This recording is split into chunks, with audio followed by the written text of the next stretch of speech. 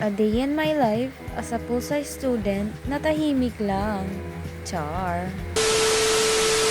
Hello everyone! So ang video nga na ito, ang vlog na ito ay noong nag-video kami ng MCO namin dito sa Darapidap. Ayan, so ito lang ang mga konting kaganapan. So ayan, kararating ko lang dyan. Tapos agpameriendadan, tapos fishball, bigbigatan. Siguro mga alas 10 na nung nandyan ako at kumpleto na sila. So ayan, naghihintay lang kami ng tamang panahon. Charot. Pagkatapos nga kaming nagmerienda, ayan, pinag-usapan na namin kung ano yung unang first scene. Sa mga classmates ko, alam na siguro yung video namin kasi sinend namin sa GC. Sinend ko pala sa GC. So, yung scene pala dito sa Darapidap ay isa lang about sa discrimination sa mga indigenous people. So, ayan. Ewan ko ba kung bakit so ayan yung mga lumalabas sa bibig ko.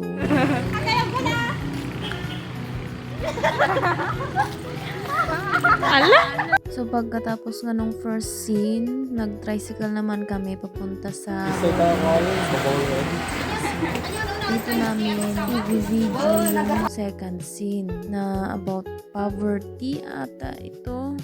Ayan na, dyan sa second floor nila. Na-amaze pa ako dyan.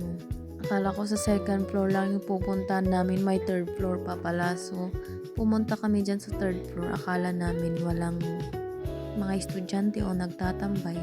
Diyan sana kami mag-video kaso meron pang mga tao.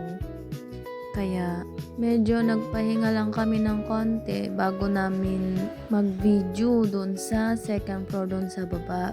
Diyan na nga pinag-uusapan namin yung second scene tapos di ko na alam kung anong nangyayari.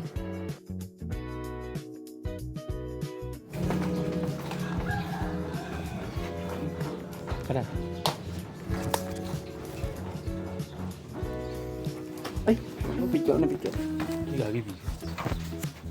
So pagkatapos nga nung second scene, hindi ako nakapag-video kasi nga 7% or 4% na yung cellphone dala ko niyan. Kaya dali-dali na lang kami pumunta sa baba para i-shoot yung last scene. Pagkatapos nga nung na-shoot namin yung second scene, umuwi na rin yung mga kasama namin. Tapos nalobat naman yung cellphone ko, kaya yung cellphone ng kasama namin yung ginamit namin dito, kaya wala na. I mean, hanggang dito na lang yung video. Thank you for watching.